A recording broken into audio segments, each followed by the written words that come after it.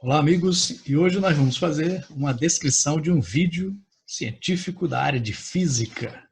E para isso nós vamos observar um vídeo, que vai apresentar um documentário, um pequeno documentário, que vai mostrar várias nuances, da física. E para isso nós vamos descrever conceitos de física presentes no vídeo, utilizando uma metodologia científica, observando cada parte dele e o que ele pode contribuir com o nosso conhecimento.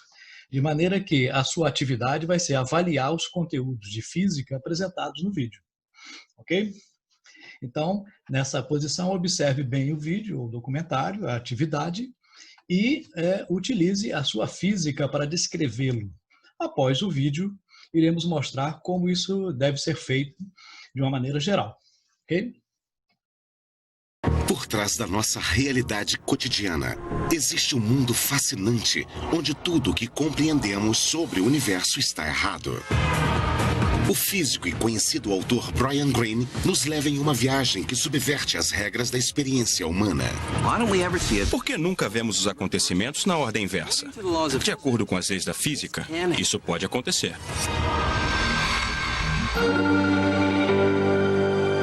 Além do cosmos, mecânica quântica.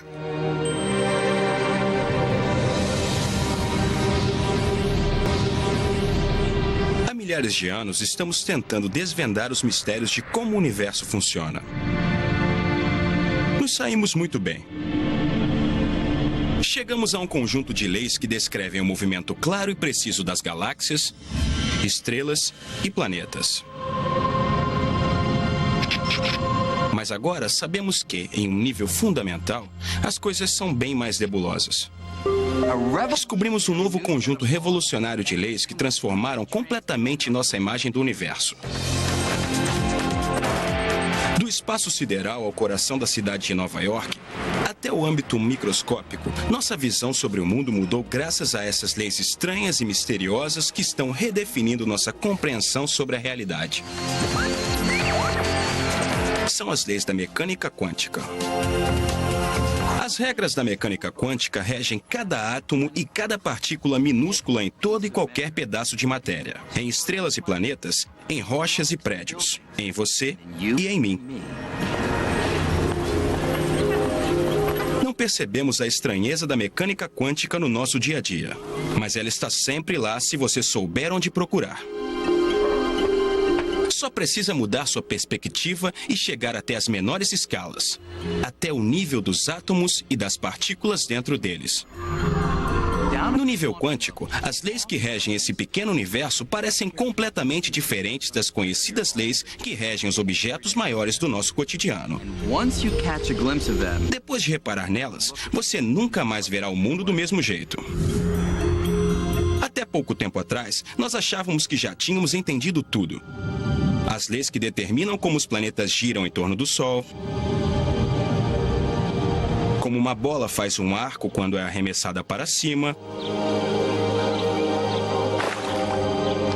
como as ondulações se espalham na superfície de um lago. Essas leis foram descritas em uma série de equações chamadas de mecânica clássica, e elas permitiam prever o comportamento das coisas com exatidão. Tudo parecia fazer sentido até uns 100 anos atrás, quando os cientistas estavam se esforçando para explicar algumas propriedades estranhas da luz. Por exemplo, o tipo de luz emitida pelos gases quando são aquecidos em um tubo de vidro. Quando os cientistas observaram essa luz através de um prisma, viram uma coisa que nunca poderiam esperar. Quando aquecemos algum gás e olhamos por um prisma, ele forma linhas. Não o espectro contínuo que vemos projetado por um caco de vidro na mesa, mas linhas muito distintas. A luz não se espalhava, formando um arco-íris completo, mas apareciam feixes de luz em cores muito específicas. Era um mistério entender o que estava acontecendo. Uma explicação para as misteriosas linhas de cor viria de um grupo de cientistas radicais, que no começo do século XX estavam estudando a natureza fundamental do mundo físico. Algumas das ideias mais surpreendentes viriam da mente de Niels Bohr, um físico que adorava discutir novos conceitos jogando ping-pong. Bohr estava convencido de que a solução para o mistério estava no coração da matéria, na estrutura do átomo. Ele achava que os átomos pareciam pequenos sistemas solares, com partículas ainda menores, chamadas elétrons, orbitando em volta de um núcleo, da mesma forma que os planetas giram em torno do Sol. Mas Bohr propôs que, diferente do sistema solar, os elétrons não podiam se mover em uma órbita qualquer. Apenas determinadas órbitas eram permitidas. Ele teve uma ideia espantosa e completamente antifísica. Aqueles eram estados específicos, órbitas fixas que os elétrons podiam descrever. E só essas órbitas. Bohr afirmou que quando um átomo é aquecido, seus elétrons ficam agitados e pulam de uma órbita fixa para outra. Cada salto para baixo emite energia na forma de luz, em comprimentos de onda muito específicos. E por isso, os átomos produzem cores muito específicas. É daí que tiramos a expressão salto quântico. Se não fosse pelo salto quântico, teríamos um borrão de cor saindo de um átomo quando ele se agitasse ou sossegasse. Mas não é isso que vemos no laboratório. Vemos vermelhos e verdes muito definidos. O salto quântico é a origem e o autor dessa cor definida. A grande surpresa do salto quântico foi que os elétrons iam diretamente daqui para lá, aparentemente sem se mover pelo espaço no meio. É como se, de repente, Marte sumisse de sua órbita e aparecesse na órbita de Júpiter. Bohr argumentou que o salto quântico surge de uma propriedade fundamental e fundamentalmente esquisita dos elétrons nos átomos. Sua energia vem em blocos distintos que não podem ser subdivididos. Quantidades mínimas específicas chamadas quanta. É por isso que existem órbitas específicas distintas que os elétrons podem ocupar. Um elétron tem que estar aqui ou ali, e em nenhum outro lugar no meio. Isso é diferente de tudo que conhecemos na vida cotidiana. Por mais misterioso que parecesse, logo as provas se acumularam, mostrando que Bohr estava certo. Os elétrons seguiam um conjunto de regras diferentes dos planetas e das bolas de ping-pong. A descoberta de Bohr foi um divisor de águas. Com essa nova imagem do átomo, Bohr e seus colegas se viram em rota de colisão com as leis reconhecidas da física. O salto quântico era apenas o começo. Logo, as ideias radicais de Bohr o colocariam em oposição com um dos maiores físicos da história. Albert Einstein não tinha medo de novas ideias. Mas durante a década de 1920, o mundo da mecânica quântica começava a se enveredar por um caminho que Einstein não queria ir.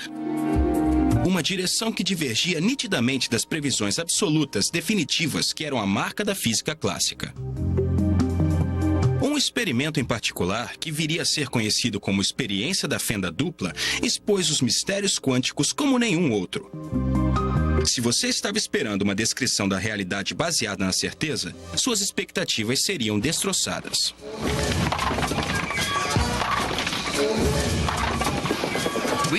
Podemos entender melhor a experiência da fenda dupla e como ela altera radicalmente nossa ideia da realidade, realizando um experimento parecido. Não na escala das partículas muito pequenas, mas com objetos mais cotidianos, como os que encontramos em uma pista de boliche. Mas antes, eu preciso fazer alguns ajustes na pista.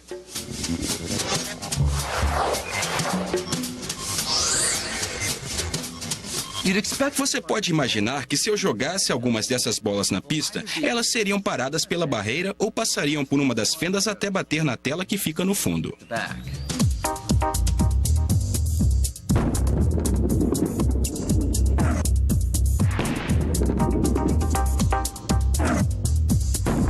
Na verdade, é isso mesmo que acontece. As bolas que passam sempre batem na tela diretamente atrás da fenda da direita ou na fenda da esquerda. A experiência da fenda dupla funciona assim, mas em vez de bolas de boliche, usamos elétrons, que são bilhões de vezes menores.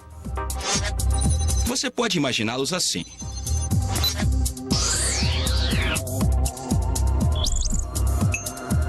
Vamos ver o que acontece quando eu jogo um monte dessas bolas.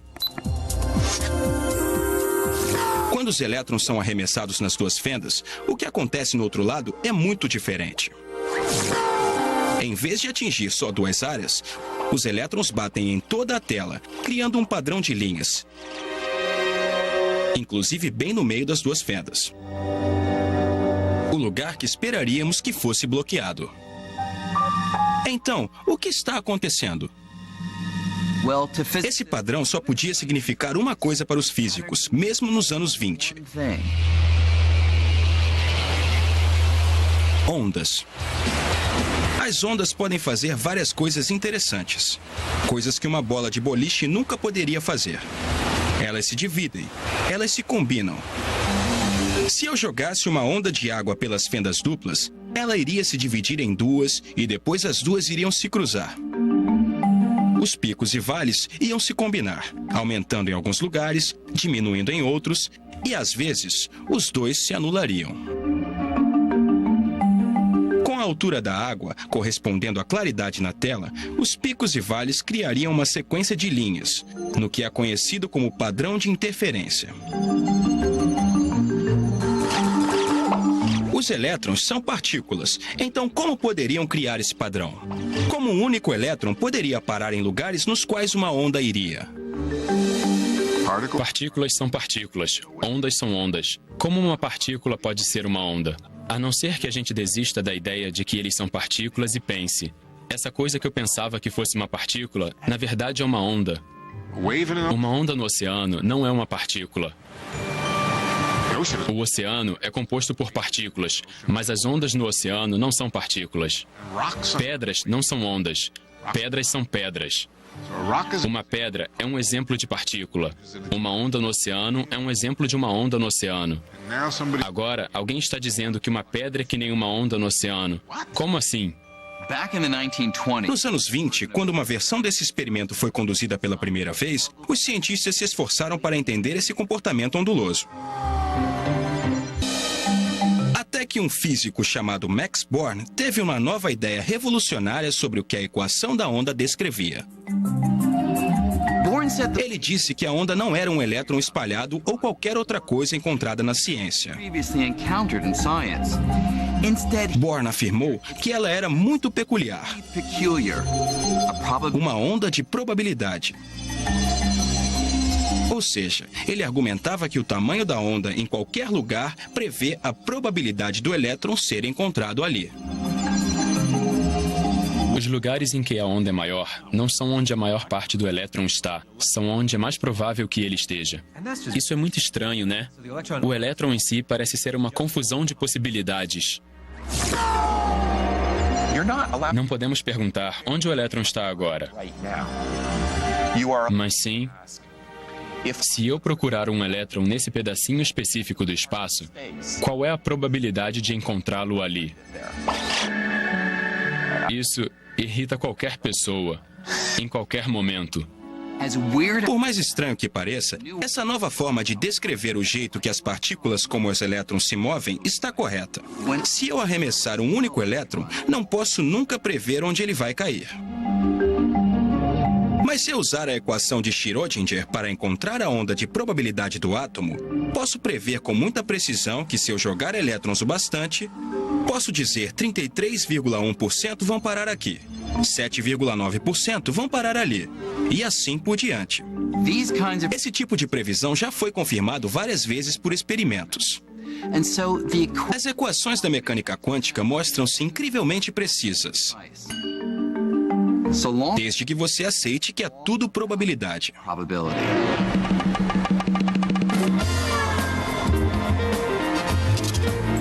Se você acha que probabilidade significa ter que adivinhar, os cassinos de Las Vegas vão provar que você está errado. Tente a sorte em qualquer jogo de azar e descubra o poder da probabilidade. Digamos que eu aposte $20 no número 29 aqui na roleta. Here at the roulette table. The house doesn't. A banca não sabe ainda se eu vou ganhar nessa rodada, ou na próxima, ou na próxima. Mas sabe qual é a minha probabilidade de ganhar nesse jogo? É 1 em 38.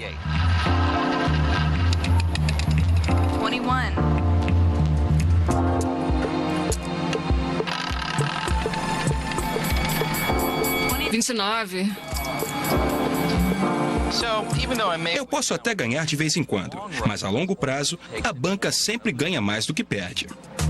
A questão é que a banca não precisa saber o resultado de cada jogo de cartas, lançamento de dados ou giro da roleta. Os cassinos continuam tendo a certeza de que, ao longo de milhares de jogadas, eles vão ganhar. E podem prever a frequência exata com uma precisão extraordinária.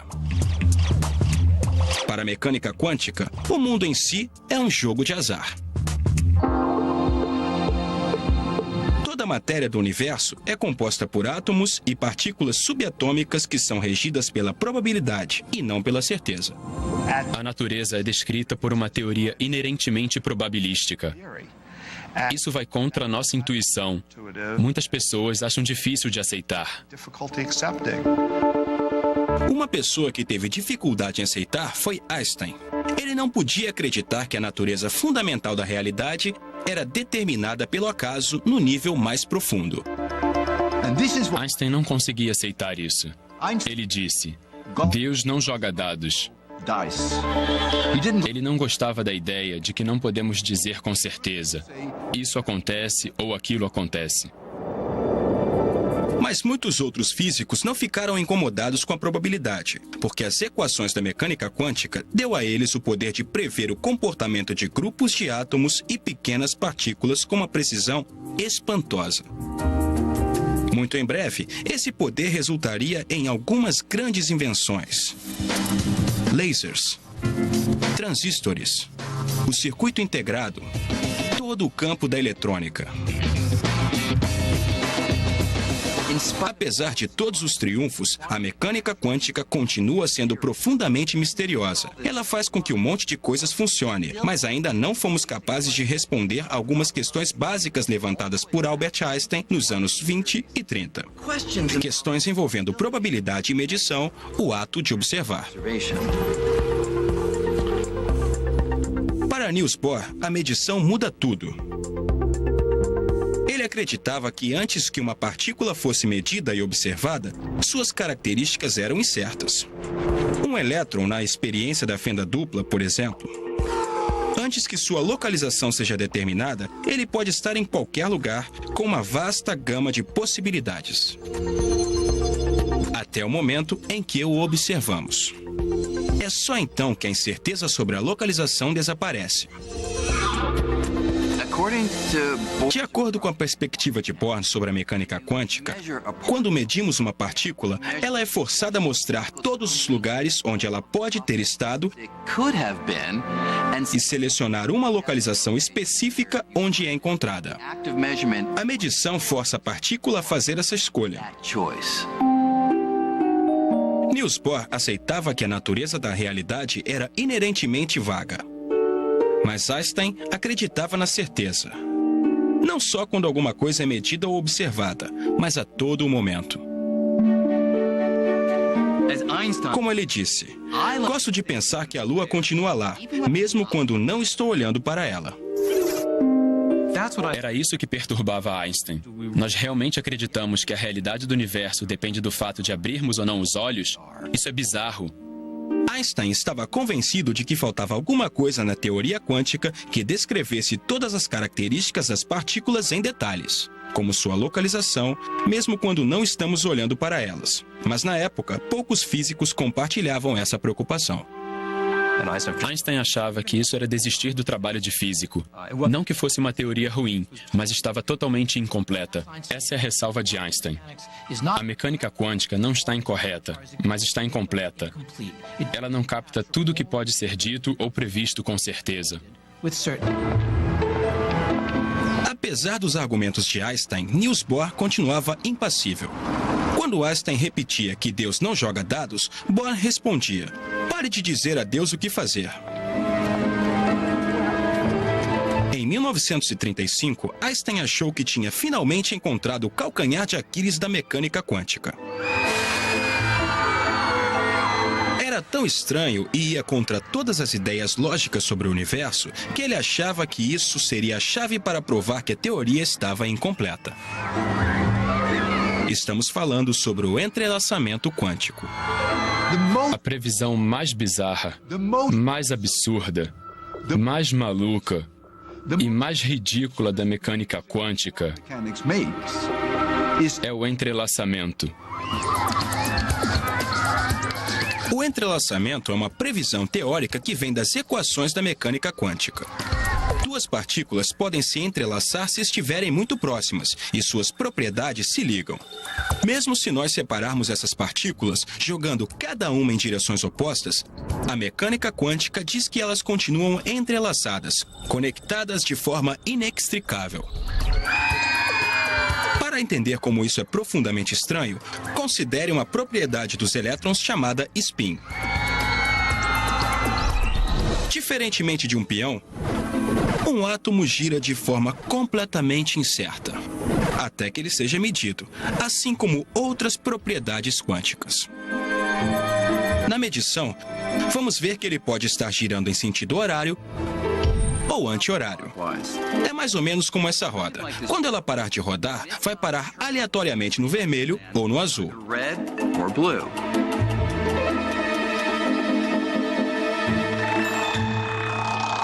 Agora imagine uma segunda roda. Se elas se comportassem como dois átomos entrelaçados, cada vez que uma parasse no vermelho, a outra com certeza cairia no azul. E vice-versa. Como as duas rodas não estão conectadas, isso já seria suspeito bastante. Mas a mecânica quântica, adotada por Niels Bohr e seus colegas, ia ainda mais longe, prevendo que se uma delas estivesse muito distante, até na Lua, sem cabos ou transmissores, mesmo assim, uma delas estaria no vermelho e a outra no azul. Em outras palavras, se você medisse uma partícula aqui, estaria afetando não apenas ela. A medição afetaria também a parceira entrelaçada, por mais distante que ela esteja. Para Einstein, esse tipo de conexão de longo alcance entre rodas, ou partícula, era tão ridículo que ele o chamava de ação fantasmagórica à distância. O surpreendente é que quando medimos uma partícula, estamos afetando o estado da outra partícula. Nós mudamos o estado dela. Não existem forças ou ligações como cabos de telefone. Não há nada conectando essas duas forças. Como a minha escolha de agir aqui pode ter alguma coisa a ver com o que acontece ali? Não há nenhuma maneira das duas partículas se comunicarem. Isso é completamente bizarro.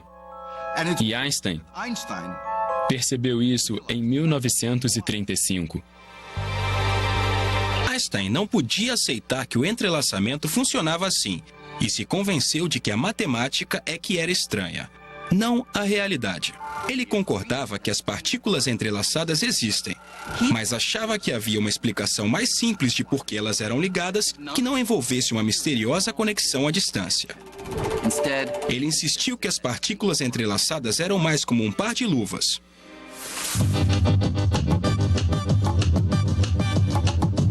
Imagine que alguém separe as duas luvas, colocando cada uma em um estojo. Depois a pessoa entrega um dos estojos para mim e manda o outro para a Antártida.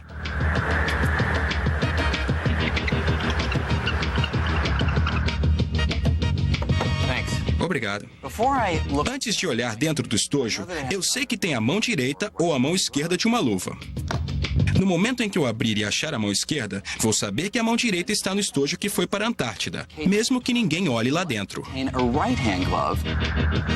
Não tem mistério nenhum. É claro que não afetei nenhuma das luvas ao olhar dentro do estojo. A mão esquerda sempre esteve nesse estojo e a direita sempre esteve no estojo que foi para a Antártida. Isso foi determinado no momento em que as luvas foram separadas e guardadas. Einstein achou que a mesma ideia se aplicava às partículas entrelaçadas. A configuração dos elétrons deve ter sido determinada no instante em que eles foram separados. Quem estava certo? Bohr, que defendia as equações que diziam que as partículas são como rodas que giram e podem conectar seus resultados mesmo a uma grande distância? Ou Einstein, que acreditava que não havia uma conexão misteriosa, mas que tudo já estava decidido antes que nós olhássemos?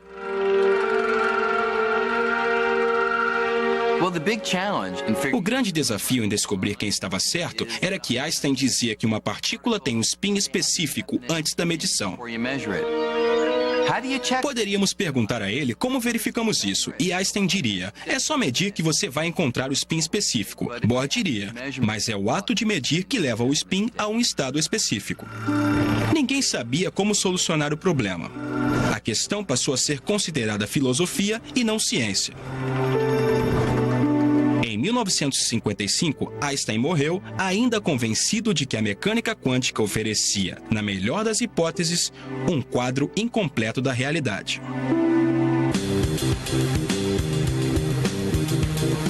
Em 1967, na Universidade de Colômbia, um recruta improvável assumiu a missão de Einstein de desafiar a mecânica quântica. John Clauser estava prestes a completar um doutorado em astrofísica. A única coisa que faltava era sua nota em mecânica quântica. Quando eu ainda era aluno de graduação, não conseguia entender a mecânica quântica, por mais que eu tentasse.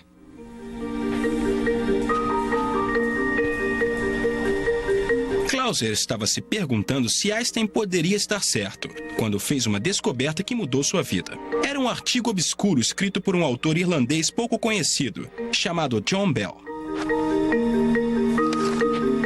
Bell parecia ter encontrado uma forma de resolver o impasse entre Einstein e Bohr, e mostrar de uma vez por todas quem estava certo sobre o universo. Eu tinha certeza que a perspectiva da mecânica quântica provavelmente estava errada. Ao ler o artigo, Clauser viu que Bell tinha descoberto como afirmar se as partículas entrelaçadas estavam realmente se comunicando através de alguma ação fantasmagórica, como as rodas correspondentes, ou se não havia nada de fantasmagórico e as partículas já tinham suas próprias definições, como um par de luvas, e mais. Com alguns cálculos espertos, Bell mostrou que não havia nenhuma ação fantasmagórica. A mecânica quântica não estaria apenas incompleta, como Einstein pensava. Ela estaria errada. Cheguei à conclusão de que era um dos resultados mais profundos que eu já tinha visto. Bell era um teórico, mas seu artigo mostrava que a questão podia ser resolvida se pudéssemos construir uma máquina que criasse e comparasse muitos pares de partículas entrelaçadas. Bell transformou a questão em uma questão experimental. O assunto não seria mais filosofia ou uma troca de artigos. O experimento que Bell imaginou poderia ser feito. Nós poderíamos fazer um experimento de verdade para verificar o assunto. Clauser começou a construir uma máquina que finalmente resolveria o impasse. Eu era só um aluno de graduação metido na época. Há sempre uma pequena chance de você descobrir um resultado que vai sacudir o mundo.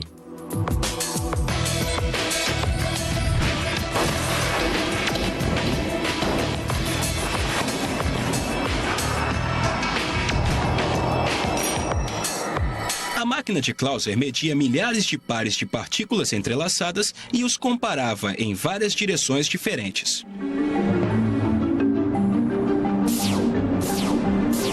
Quando os resultados começaram a aparecer, Clauser teve uma surpresa e não ficou feliz. Eu ficava me perguntando o que eu tinha feito errado, quais erros eu tinha cometido. Clauser repetiu os experimentos e logo o físico francês Alain Aspect desenvolveu testes ainda mais sofisticados. E um deles ia ao âmago do debate entre Einstein e Bohr. No teste de Aspey, a única forma em que a medição de uma partícula poderia influenciar diretamente a outra era um sinal viajar entre elas mais rápido do que a velocidade da luz, o que o próprio Einstein tinha mostrado que era impossível. A única explicação que restava era a ação à distância. Assim, o experimento de Aspey praticamente afastou todas as dúvidas. Os resultados do teste eram chocantes. Eles mostravam que os cálculos da mecânica quântica estavam certos. O entrelaçamento é real. As partículas quânticas podem estar ligadas ao longo do espaço. Medir uma partícula pode afetar de verdade seu par distante, como se o espaço entre as duas não existisse. Justamente o que Einstein achou que fosse impossível, a ação fantasmagórica à distância, realmente acontece. Fiquei muito triste de não ter derrubado a mecânica quântica mais uma vez, porque até hoje tenho muita dificuldade em entender a teoria. Isso é o mais estranho da mecânica quântica. É impossível compreender. Não me pergunte por quê. Não pergunte como funciona, porque é uma pergunta ilegal. Tudo o que podemos dizer é que, aparentemente, é assim que o mundo funciona. Se nós aceitamos que o mundo realmente funciona desse jeito bizarro, seria possível aproveitar a ação fantasmagórica à distância do entrelaçamento para alguma coisa útil? Sempre tivemos o sonho de transportar pessoas e objetos de um lugar para outro sem percorrer o espaço entre eles. Em outras palavras, teletransporte. Me teletransporte a bordo. Energizar. Energizar. A série Star Trek sempre fez o teletransporte parecer muito convincente. Pode soar como ficção científica, mas como o entrelaçamento pode torná-lo possível? Incrivelmente, alguns testes já estão sendo feitos nas Ilhas Canárias, na costa da África. Nós fazemos os experimentos aqui nas Ilhas Canárias porque temos 2 observatórios. Além disso, é um ambiente agradável.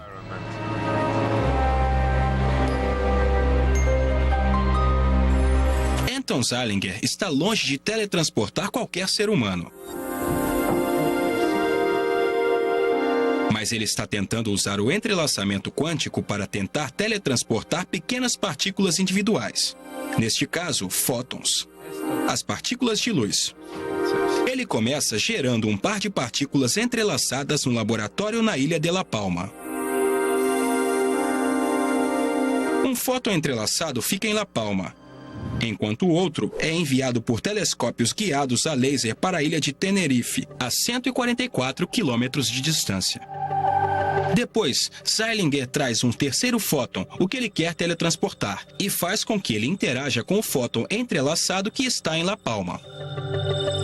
A equipe estuda a interação comparando o estado quântico das duas partículas. E aqui está a parte interessante.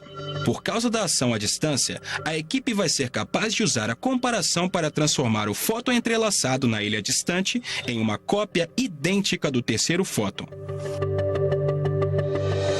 Vai ser como se o terceiro fóton tivesse sido teletransportado pelo mar, sem percorrer o espaço entre as ilhas. Nós extraímos a informação levada pelo fóton original e criamos um novo original. Usando essa técnica em outros lugares, Zeilinger conseguiu teletransportar milhares de partículas. Mas será que podemos ir além? Já que somos feitos de partículas, esse processo poderia tornar possível o teletransporte humano?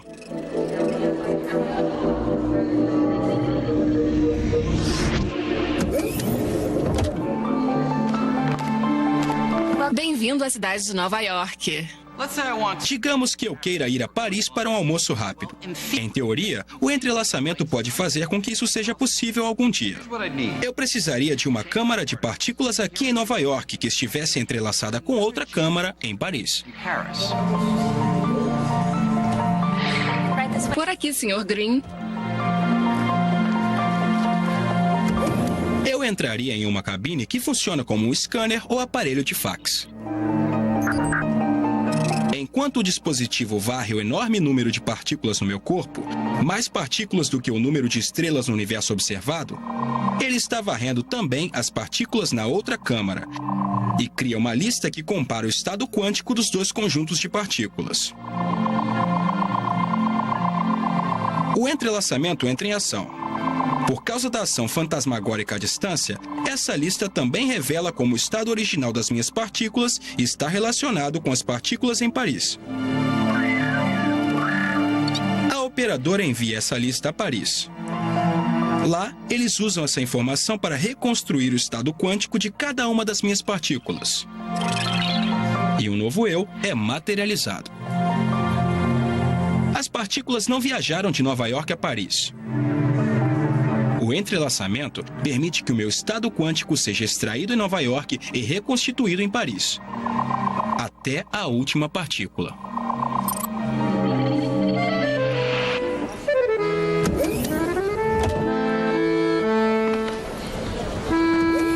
Bonjour, Monsieur Green.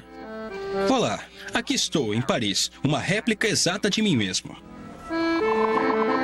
É melhor que eu esteja mesmo, porque a medição dos estados quânticos de todas as minhas partículas em Nova York destruiu o original. O protocolo para o teletransporte quântico exige que o objeto que está sendo teletransportado seja destruído no processo. Isso te deixa meio nervoso.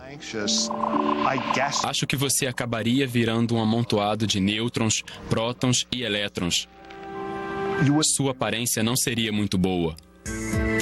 Estamos muito longe do teletransporte humano, mas a possibilidade levanta uma questão. O Brian Greene que chega a Paris sou realmente eu? Não deveria existir nenhuma diferença entre o eu original de Nova York e o novo eu em Paris. De acordo com a mecânica quântica, não são as partículas físicas que fazem com que eu seja eu. São as informações contidas nas partículas. E essas informações foram teletransportadas exatamente por todas as trilhões e trilhões de partículas que compõem o meu corpo. Uma questão filosófica profunda é se o que chega à estação de destino é o original ou não. A minha opinião é que consideramos original aquilo que tem todas as propriedades do original. Então, neste caso, é o original. Eu nunca entraria nessa máquina. Mesmo que o teletransporte humano nunca vire realidade, a incerteza da mecânica quântica tem várias outras possibilidades de aplicação. Aqui no Instituto de Tecnologia de Massachusetts, Seth Lloyd é um dos muitos pesquisadores que estão tentando aproveitar a mecânica quântica de novas formas. A mecânica quântica é estranha. A vida está nos dando uns limões esquisitos. Será que podemos fazer uma limonada esquisita com eles?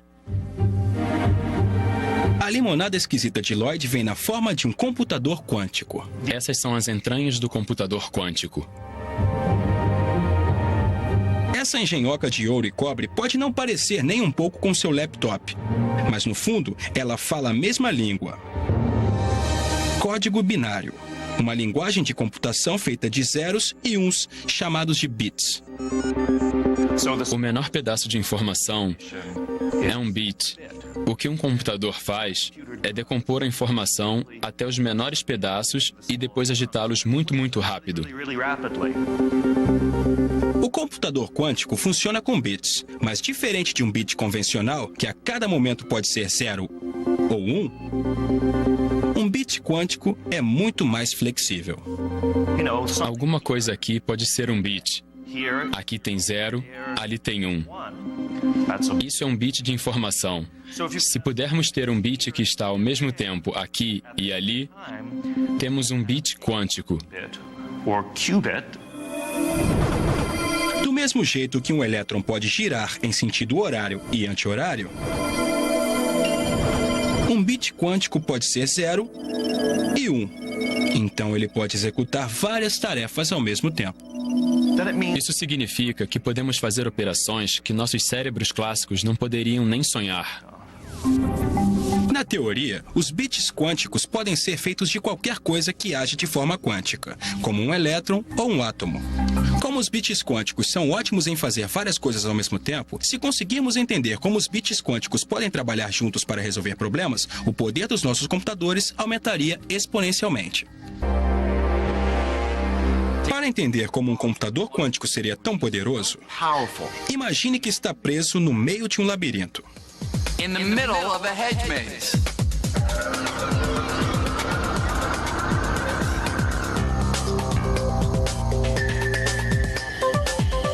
Você ia querer achar a saída o mais rápido possível. Possible. O problema é que existem muitas opções. Options. E eu preciso tentar uma por uma. Isso significa que vou chegar a vários becos sem saída. Vou passar por vários caminhos e entrar em vários lugares errados. Até finalmente ter a sorte de achar a saída. And that's É assim que os computadores atuais resolvem problemas. though they do it Apesar de serem rápidos, eles só podem realizar uma tarefa por vez, do mesmo jeito que só podemos explorar um caminho por vez no labirinto. time in the maze. Mas se eu pudesse tentar todas as possibilidades de uma só vez, tudo seria diferente. É assim que a computação quântica funciona. Como as partículas podem estar, de certa forma, em vários lugares ao mesmo tempo, o computador poderia investigar um número imenso de caminhos e soluções ao mesmo tempo. E acharia a opção correta no estalo. Now, a maze Um labirinto como este tem um número limitado de rotas a serem exploradas. Então, um computador convencional acharia a saída bem rápido. Mas imagine um problema com milhões ou bilhões de variáveis. Como prever o tempo com muita antecedência.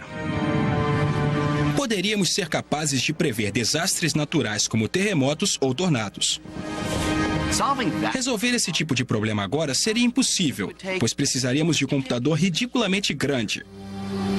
Mas um computador quântico terminaria o serviço com algumas centenas de átomos. so the brain of that O cérebro desse computador seria menor que um grão de areia. grain of sand. Não há dúvidas de que estamos cada vez melhores em aproveitar o poder do mundo quântico.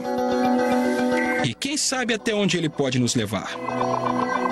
But we can't Mas não podemos esquecer que no centro dessa teoria, que já nos deu tanta coisa, there ainda existe um buraco. a gaping hole. Onde foi parar toda a esquisitice que havia no nível quântico, na escala dos átomos e das partículas? Por que as coisas no mundo quântico pairam em um estado de incerteza? Aparentemente com uma parte aqui e outra ali, enquanto eu e você, que somos feitos de átomos e partículas, parecemos estar sempre presos em um estado específico. In a single definite state. We are always Nós estamos sempre aqui ou ali. Niels Bohr não ofereceu nenhuma explicação de por que a incerteza do mundo quântico some quando as coisas aumentam de tamanho. as power Por mais poderosa e precisa que a mecânica quântica tenha se mostrado, os cientistas ainda estão se esforçando para entender isso. Alguns acreditam que está faltando algum detalhe nas equações da mecânica quântica. Apesar de haver múltiplas possibilidades no nível minúsculo, os detalhes que estão faltando ajustariam os números dos átomos para os objetos grandes. E então ficaria claro que quase todas as possibilidades desaparecem, disappear, resulting menos uma que seria o único resultado definitivo. other physicists Outros físicos acreditam que todas as possibilidades do mundo quântico nunca desaparecem de verdade. way. Instead Mas cada um dos resultados possíveis realmente acontece. happens. Só que a maioria acontece em outros universos, paralelos ao nosso.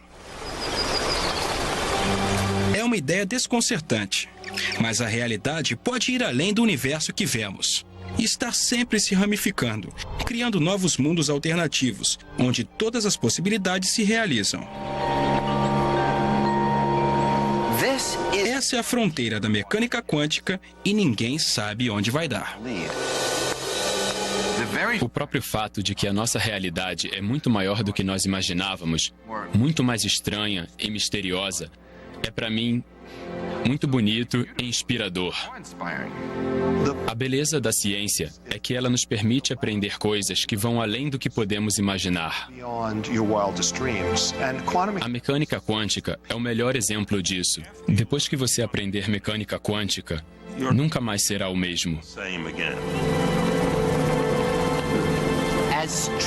Por mais estranha que a mecânica quântica possa ser, está claro que não existe fronteira entre o mundo das coisas minúsculas e o mundo das coisas grandes. Essas leis se aplicam em qualquer lugar, mas suas características estranhas são mais aparentes quando as coisas são pequenas. A descoberta da mecânica quântica revelou que a realidade, a nossa realidade, é chocante e eletrizante, nos levando mais perto de entender o tecido do cosmos.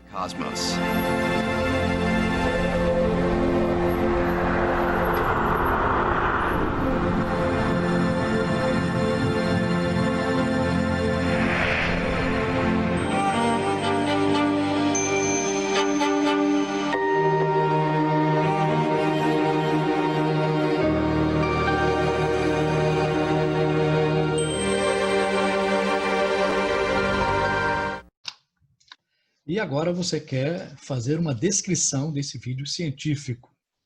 Ora, existem várias formas de se fazer isso, né? Iremos mostrar uma dessas formas, mas poderá ser uma variante dessa, contanto que tenha as informações que esse nosso modelo contenha. Okay? E no início, a primeira parte, nós vamos fazer, com esse exemplo, a identificação, a área e o título. Então, inicialmente você tem que identificar-se, né? Colocar o nome do estudante, qual é a sua turma, qual é o número de inscrição, etc. E identificar quem está fazendo, quem é o responsável por isso. Depois você vai identificar qual é a área da física, né, que está envolvida.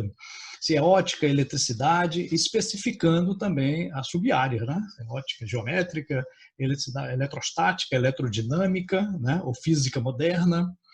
Depois você vai criar um título para o vídeo, você vai identificar ele. Muitas vezes esse vídeo já tem a identificação, né? Você coloca o nome dele. Ou então você cria um nome que descreva as principais atividades realizadas no vídeo. E depois, na segunda parte, né, você vai colocar as informações científicas que você conseguiu coletar com aquele vídeo, né? Aí nós sugerimos que sejam 7 informações relevantes que estão relacionadas a fenômenos físicos, né? Ou de eletricidade, ou de mecânica, ou de física moderna, etc., cada parte da física. Esse número 7 pode ser um pouco menor, pode ser um pouco maior, dependendo do que o professor solicitar para você. E lembre-se que é muito importante que as informações, elas podem ser um experimento mostrado, pode ser uma análise feita de um fenômeno físico, uma demonstração, uma narrativa, que esteja ligada à área da física.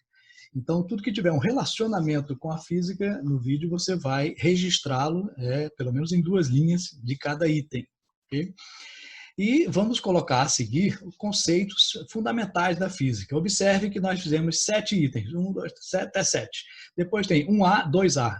Cada um deles é referente a uma daquelas observações sua. Então, você vai enumerar os conceitos, leis, princípios, teorias da física, que estão relacionadas a cada uma das informações que você coletou. Tá? Então, ali ficam registrados a informação física, né? A variação de temperatura, com comprimento do material, etc. E qual a lei da física é correspondente a isso? Qual o princípio da física? Qual a ideia da física está relacionada? Você vai colocar referente a cada um deles. E depois vai fazer uma avaliação, né? Você vai avaliar o conteúdo para o seu programa da disciplina que você está fazendo. Né? Você vai avaliar a relação dos conteúdos vistos durante o vídeo e aqueles que fazem parte da sua disciplina regular. Né? Se você está estudando mecânica, gravitação, eletricidade, etc., você vai fazer uma avaliação e relacioná-los. Ok? Então, vamos à obra. Vamos lá. Aí fica a descrição, no vídeo tem o modelo.